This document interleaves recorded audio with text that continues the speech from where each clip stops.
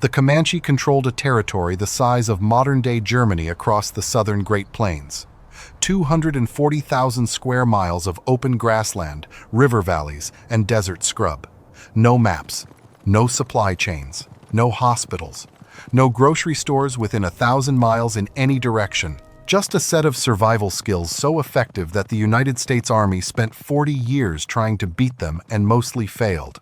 Colonel Richard Irving Dodge, a veteran of decades of warfare on the frontier, watched Comanche warriors operate in the field and said something that no military officer wants to admit about an enemy. He called them the finest light cavalry the world has ever seen. Not the finest in North America, the finest anywhere. Then, on a December morning in 1874, the last free bands of Comanche rode into Fort Sill in present-day Oklahoma and surrendered.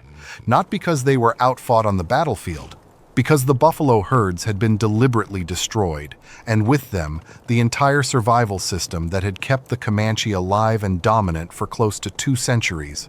The skills they carried went quiet after that. Not lost, exactly, but ignored. Buried under grocery stores, climate-controlled houses, and a world that decided convenience was a permanent substitute for competence. Modern preppers spend thousands of dollars on gear, food kits, and bug-out bags trying to solve problems the Comanche solved with a buffalo, a horse, and a knowledge system passed down through generations. These are 7 of those forgotten survival skills, and every single one of them still works. Nobody was paying attention to the Comanche before they got horses.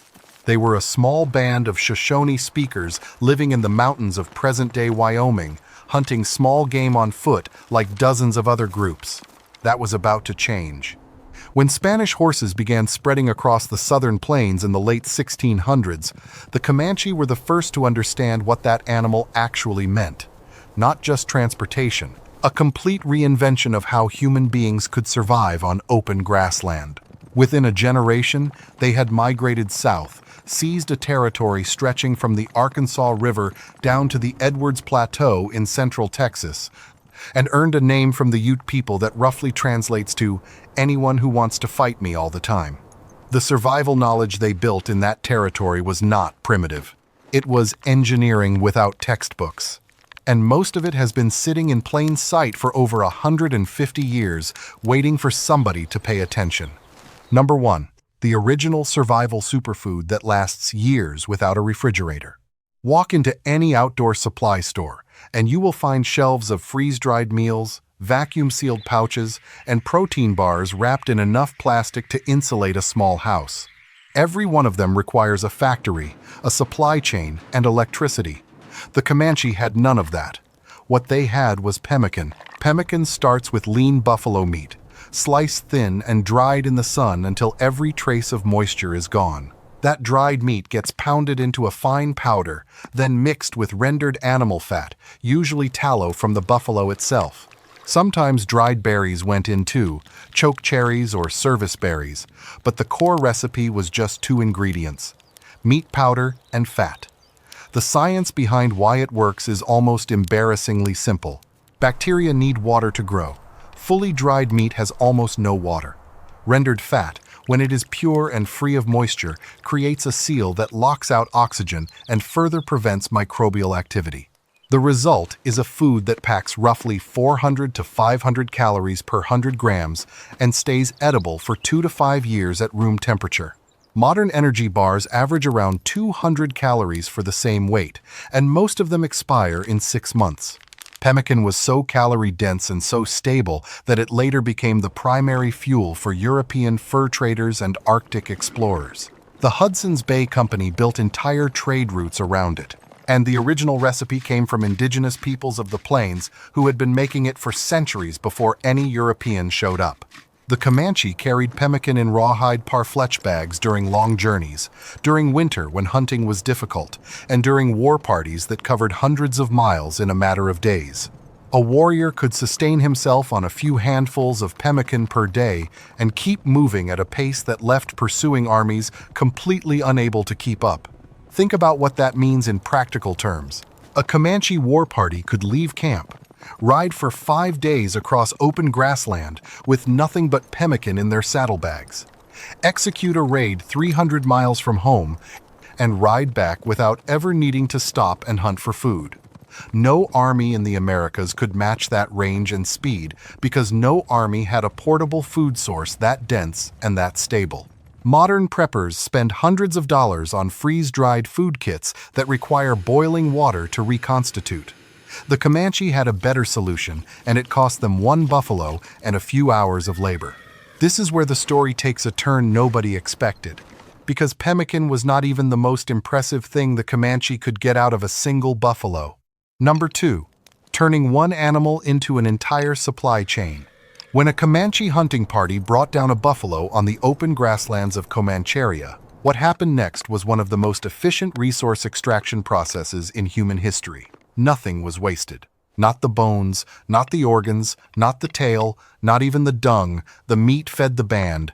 Dried and pounded, it became pemmican. Fresh, it was roasted over open fires, or boiled using a technique that sounds impossible until you see it. The women would clean a buffalo stomach, stake it into a shallow pit, fill it with water, and then drop fire-heated stones into the liquid until it boiled. A cooking pot made from the animal you just killed, using rocks as the heating element. No metal required. The hides became everything else. Tanned, soft, they made clothing, blankets, and bedding. Left as stiff rawhide, they became moccasin soles, storage containers called parflech, and the outer covering of shields. Stretched over lodge poles, they became the walls of the tipi. One buffalo could yield enough hide for a full winter robe. The bones were tools. Shoulder blades became hoes for digging. Rib bones became sled runners and paintbrush handles. Smaller bones were sharpened into sewing awls and needles. The hooves were boiled down into a strong adhesive glue. Horns became cups, ladles, spoons, and powder containers. Sinew from the animal's back and legs was soaked, pounded into fibers, and twisted into threads strong enough to sew moccasins or string a bow. Buffalo hair was spun into rope and woven into belts. The bladder was cleaned and dried to make lightweight, durable water bags. Even buffalo dung was dried and burned as fuel on the treeless southern plains, where firewood was scarce. Researchers have documented over 80 distinct uses for a single buffalo carcass, 80 from one animal, which, looking back, was either incredibly resourceful or a quiet rebuke of how much packaging material the average modern household throws away in a single week. But there is a layer beneath the resourcefulness that deserves attention. The Comanche did not use every part of the buffalo because they had a philosophy about waste, although they did. They used every part because the nearest supply depot was a concept that had not been invented yet. If you could not make it from what the plains provided, you did not have it, period. That constraint produced an engineering mindset that modern product designers would recognize immediately. Maximum function from minimum material, no surplus, no inventory. Every component earning its weight. The takeaway is not sentimental, it is mechanical. The Comanche had zero access to manufactured goods for most of their history. Every tool, every container, every piece of clothing, every shelter component had to come from materials they could find, kill, or trade for on the open plains. And the buffalo gave them almost all of it in one animal. Number 3. A house you can pack up and move in under 2 hours. Modern emergency shelters are usually tarps, tents, or if things get really bad, a government-issued trailer that arrives 6 weeks after the disaster. The Comanche had a better design, and it was ready to move at a moment's notice. The Comanche teepee used a 4-pole foundation system, which distinguished it from the 3-pole designs favored by tribes like the Sioux and Cheyenne. The 4-pole base was wider, more stable in the vicious crosswinds of the southern plains, and allowed for a larger interior space. On top of that base, another 12 to 20 poles were laid to form the conical frame, and the whole structure was wrapped in tanned buffalo hides, typically requiring 10 to 12 hides for a family-sized dwelling. What made the teepee brilliant was not just that it was portable, although that matters a lot when your entire economy depends on following migrating buffalo herds. The real genius was the climate control. At the top of the structure, 2 adjustable smoke flaps could be opened or closed using exterior poles. These flaps worked exactly like a chimney damper. Open them, and hot air vented out, pulling cool air in through the base. close them, and the structure trapped heat from the central fire. In summer, the bottom edges of the hides could be rolled up to create cross-ventilation. In winter, a separate insulating liner was hung inside, and dried grass was packed between the liner and the outer wall for extra insulation. The result was a shelter that stayed warm in sub-zero blizzards, cool during 100-degree summers, and dry during thunderstorms that could dump inches of rain in minutes. And the whole thing could be disassembled, loaded onto horse-drawn travois, and reassembled at the next campsite in under 2 hours. The inverted conical shape also made the teepee extraordinarily wind-resistant. The wider base and narrower top deflected crosswinds rather than catching them, which is why teepees survived on the southern plains, where straight-line winds regularly exceeded 60 miles per hour. Modern tent manufacturers have spent decades trying to solve the wind problem. The Comanche solved it with geometry. Comanche women owned the teepees and managed their construction. They chose the campsite, directed the layout of the village, and could assemble or strike the entire structure without help. That knowledge was passed from mother to daughter across generations, a domestic engineering tradition that was as rigorous and specialized as anything taught in a trade school. Comanche leader Quanah Parker once said, "The white man goes into his church and talks about Jesus. The Indian goes into his teepee and talks with Jesus." That line was about spiritual practice, but it also hints at something practical. The teepee was not a crude tent, it was a home. And it worked in conditions that would destroy most modern camping gear in a single storm season. And that was not even the part that has modern engineers paying attention. Because the Comanche did not just build shelter, they built armor. Number 5. Body armor made from a buffalo that could stop a bullet. Modern body armor uses layers of synthetic materials like Kevlar, ceramic plates, and polyethylene fiber. It is expensive, heavy, and requires a defense contractor to produce. The Comanche made theirs from a dead buffalo and a campfire.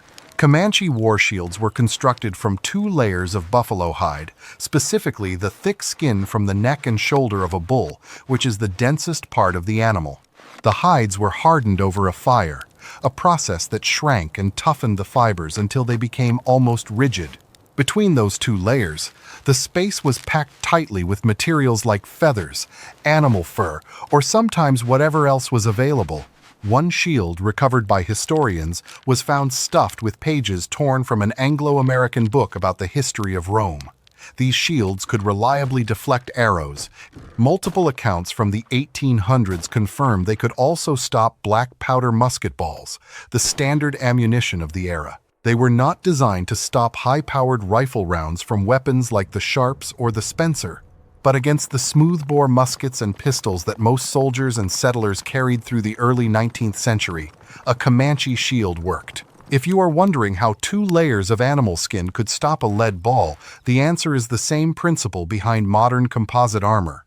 Multiple layers of different materials absorb and distribute impact energy across a wider area. The hardened hide provided rigidity. The stuffing between the layers acted as a shock absorber.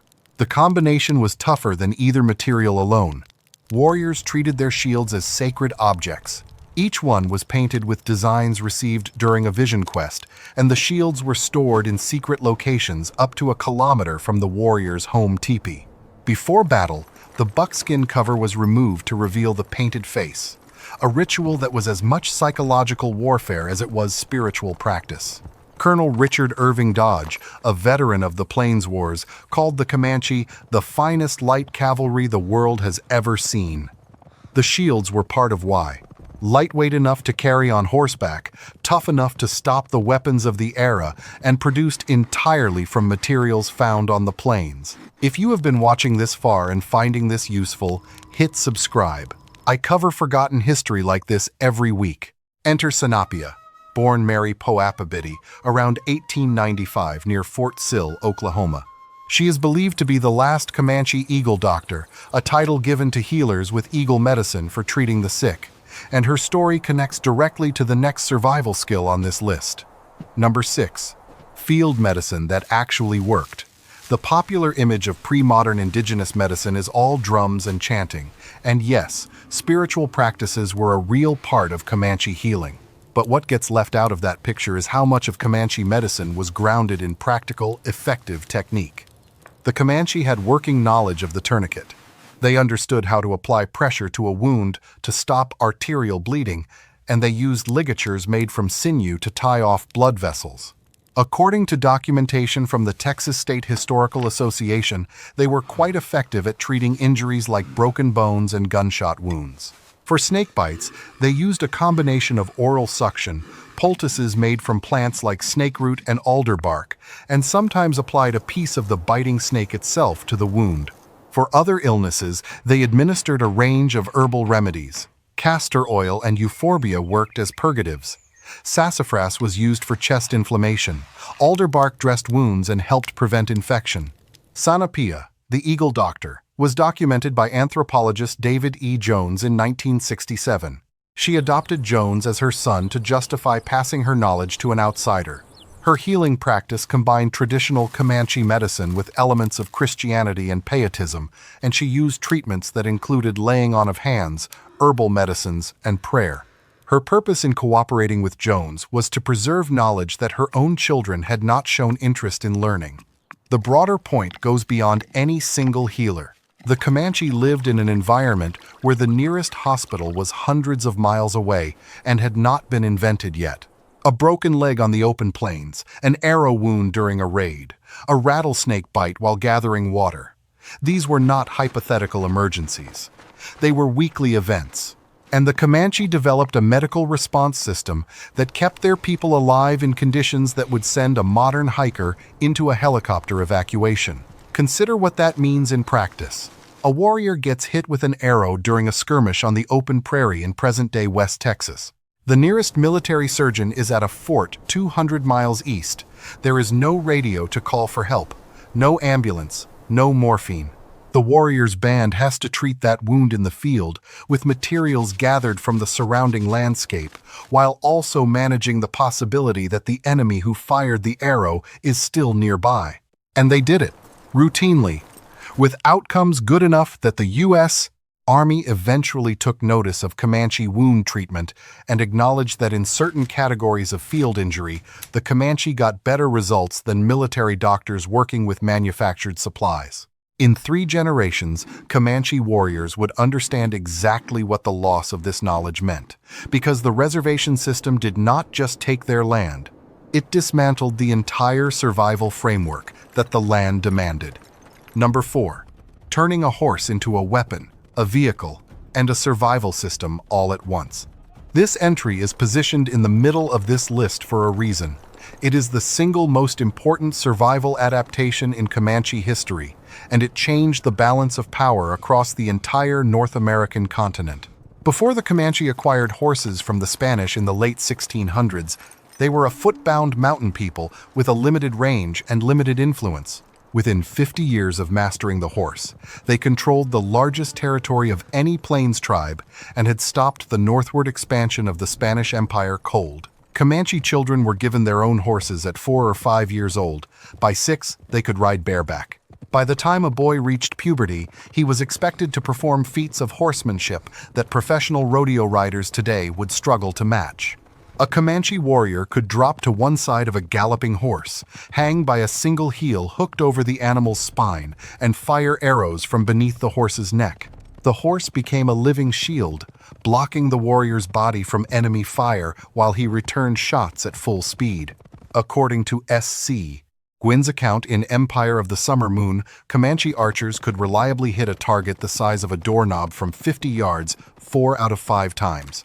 At close range of 10 to 15 yards, they could drive a 20 to 30-inch arrow with enough force to pass completely through a buffalo's body. And they could fire roughly 20 arrows per minute, a rate of sustained fire that no single-shot musket or rifle could match until the invention of the Colt revolver in the 1830s. No other Plains tribe except possibly the Kiowa fought entirely from horseback the way the Comanche did. Other groups like the Pawnee, the Crow, even the Dakota Sioux used horses mainly for transportation. They would ride to the battle, dismount, and fight on foot. The Comanche never dismounted. They were also the only tribe known to breed horses, a knowledge-intensive skill that created enormous wealth and gave them a constant supply of trained mounts. The horse was not a tool the way a rifle or a knife is a tool. It was the operating system. Hunting, warfare, trade, migration, communication, child rearing, status, wealth, everything in Comanche life ran through the horse. A wealthy Comanche warrior might own 200 or more horses. A poor family might have just a handful, but even the poorest Comanche family rode. The horse was as central to Comanche survival as electricity is to modern civilization, and arguably more reliable. When the U.S. Army finally figured out that they could not beat the Comanche in battle, they targeted the horse herds instead. At the Battle of Palo Duro Canyon in 1874, Colonel Ranald Mackenzie captured over 1,000 Comanche horses and ordered them shot. It was the blow that finally ended Comanche resistance, not because the warriors were broken, but because you cannot run a horse-based civilization without horses. Number 7. Reading the land when there is no map to read.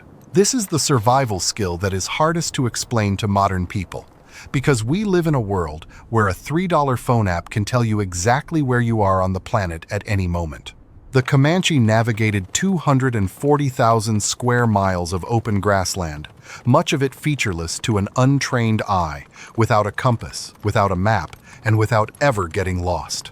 They did it by reading the land itself. Water flow direction told them about elevation and drainage. The behavior of birds indicated distance to water sources. Prevailing wind patterns revealed weather changes hours before they arrived. The position of stars at night, the angle of shadows during the day, the growth patterns of vegetation, all of it was information, and the Comanche could process it faster and more accurately than any instrument the U.S. Army was carrying at the time. Their scouting networks were another layer of this. Before any raid or migration, scouts would ride ahead, sometimes for days, mapping terrain, enemy positions, water sources, and grazing land for the horse herds. They communicated findings using smoke signals and relay riders, who could cover extraordinary distances. The intelligence they gathered was so precise that war parties could strike a target hundreds of miles from their camp and disappear back into the plains before any organized response was possible. This was the skill that made the U.S. Army call them the finest light cavalry in the world. Not just the riding, not just the fighting. The ability to move across a landscape that looked empty to everyone else and find water, shelter, game, and escape routes that no pursuer could follow. Modern GPS fails when the battery dies. Satellite signals cut out in canyons and heavy weather. Cell towers do not exist across most of rural America. The Comanche's navigation system never ran out of power because it was built on observation, experience, and a relationship with the land that took a lifetime to develop. And here is the part that stings. It took a lifetime to develop and about an afternoon to lose. Once the reservations were drawn, and the Comanche were confined to a fraction of their former territory, the vast knowledge of 240,000 square miles of terrain, every water source, every game trail, every seasonal migration pattern became irrelevant. Not because it stopped being true, but because the world it described was suddenly behind a fence. The name Comanche comes from a Ute word meaning anyone who wants to fight me all the time. But the real story was never about fighting. It was about surviving in a place that killed anyone who did not understand it. 7 skills.